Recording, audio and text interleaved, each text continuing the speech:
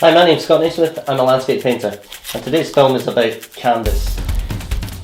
You might be watching this because you tend to use prefabricated canvas in packets and get sent in like this. They're extremely inexpensive, but as I've said in my previous video about stretching a canvas, you can get a much better quality from creating your own layer of primer on your own unprimed canvas. This video is about the canvas itself. Michelangelo painted on the ceiling of the Sistine Chapel. He didn't paint on a barn door. The surface that you paint on really is integral to the quality of the final piece of artwork, especially if your technique is through thin glazes of paint or thinly applied paint. If you're using a lot of impasto, that can create its own surface which has its own qualities about it. My work tends to work with thick impasto and thin paint, so I'm still concerned about the quality of the surface of that painting. So, entry level, you have the prefabricated duck, which is maybe your equivalent of a barn door. If you want to paint using fairly cheap stretchers and you want to save a bit of money, you're going to be working on a surface that is fairly boring in the texture of it.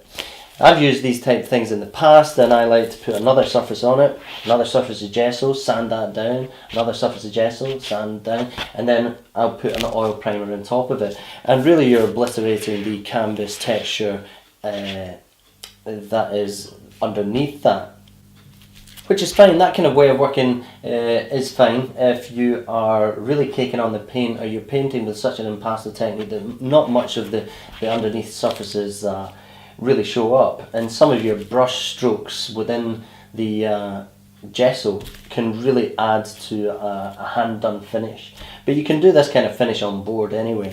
So let's look at canvas. This being the introductory duck, prefabricated and packaged up and sent to you, likely stretched up in China.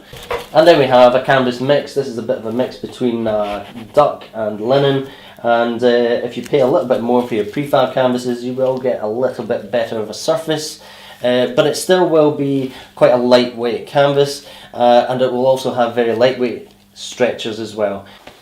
This canvas here is unprimed cotton duck, and it's the canvas that can be seen on my other video of how to prepare a stretched canvas. I often like this just to create my own surface on top. I would apply my own binder and then several layers of acrylic gesso and then oil primer.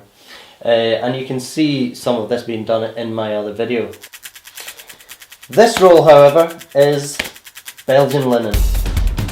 More specifically, it's Claessens Belgian linen, which is roughly about 3 times the price of an unprimed roll of cotton duck.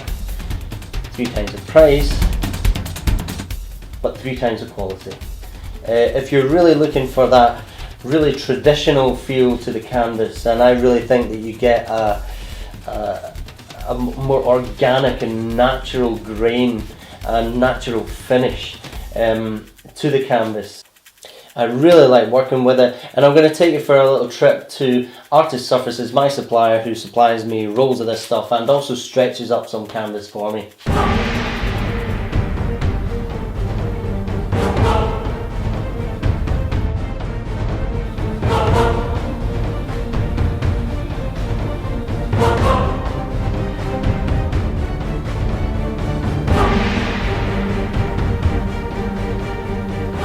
Okay, so here I am with Alan from Artist Surfaces in Anniesland in Glasgow, and I've been talking about how good this surface is, this Belgian linen called Claessens, and Alan's just going to tell us a little bit more about it. So Alan, what would you say was going to be benefit artists out there to use this type of canvas rather than the prefab stuff that's out there? The canvas is Claessens. They are one of the foremost primers and producers. They don't weave, they just put the coating surface on of linen in the world. They export all over the world, America, everything else, and the quality is traditional linen, 100% Belgian linen is what I use and would recommend.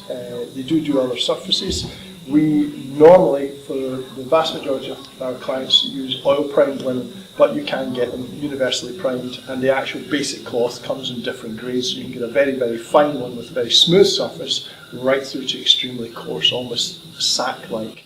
Excellent. So this one over here that I'm just picking up, so if we just have a look at this one. What I just love about this canvas is the quality of the grain, and if we just look at that quality, it's when you get the prefab canvases, they're very, very uniform. They're very uniform, and this just gives a great character to the surface of it. So going for the Claessens canvas, you can go for the universally primed, or you can go for the oil primed. Oil primed canvases don't tend to get on the prefab anyway, and that's the surface that I like to work on. It's slightly less absorbency, but it allows the oil just to move around the surface a little bit freer. And the tooth on the Claessens canvas is just absolutely fantastic to work on. Not only that, but the Claessens canvas, the linen that I'm using, the Belgian linen, is just really strong. It's not going to tear or tarnish if you knock out your wedges at the back. Also, with the decent sized stretcher bars, you also get a decent sized wedge. If you've ever used a hammer to hammer in a couple of wedges and the wedge has broken, it's probably because your wedges aren't thick enough. These ones really are, and they're not going to bow either. But it's bespoke done. It's got quality. It just oozes quality. And you know, if you're going to paint on it, if it's going to be art, you need to use the best of quality materials.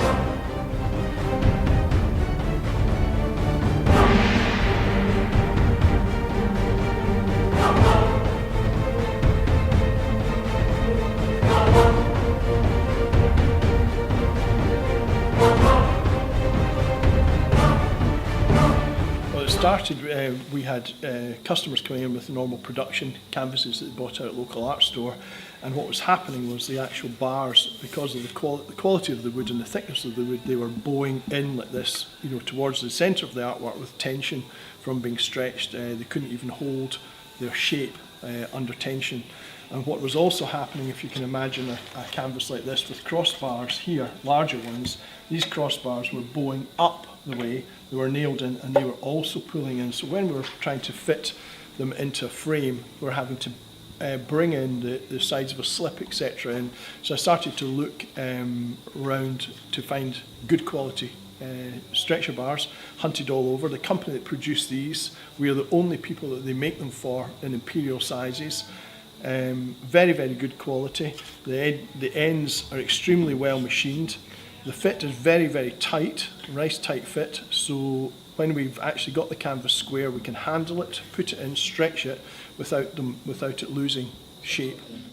Okay, so Alan, talk us through these staples, because you're using stainless steel staples rather than Correct, yes. What is really used in the prefab stuff out there. So what's the benefits of doing that? The benefits of using stainless steel staples, obviously, is they don't rust. They're not going to corrode. You're not going to get any oxidization on the surface. If at any time, well, they will last primarily. If you have to perhaps remove the canvas or take the canvas off, you will be able to remove them, prise them off easily and take them out cleanly without them snapping or breaking. Yeah. Plus, they're not going to discolour any of the canvas, causing any corrosion. And a picture restorer recommended, said, use stainless steel staples. So that's what I've done ever since. So Alan, you've also been preparing boards as well as canvases. Oil on board's a bit of a mystery to some artists out there who's just starting to work on board, and this is a board from Golden, who produce some acrylics. So Alan, if you could talk us through how you prepare a surface like that. Right, Scott. Well, we get these boards which are 6mm MDF, and we prepare them, seal them completely 100%, both sides, front and back, with an acrylic sealer which stops surface-induced discoloration.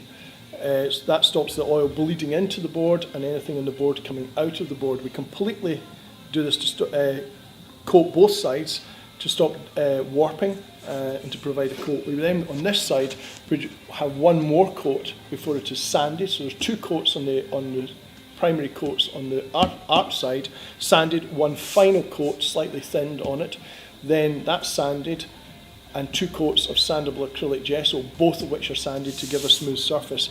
And the reason that these things really are sealed and have to be sealed is so that they get a good adhesion to the board and stop the bleed through from the oils into the actual board and vice versa. I was at the Scottish Colourists exhibition, and one of the things that I really admired about the paintings when you look up close is the quality of that surface, and it's the kind of the irregular nature of the surface. It's regular but irregular. Yeah, it's a regular weave, but the finish on it is it's just interesting to look at.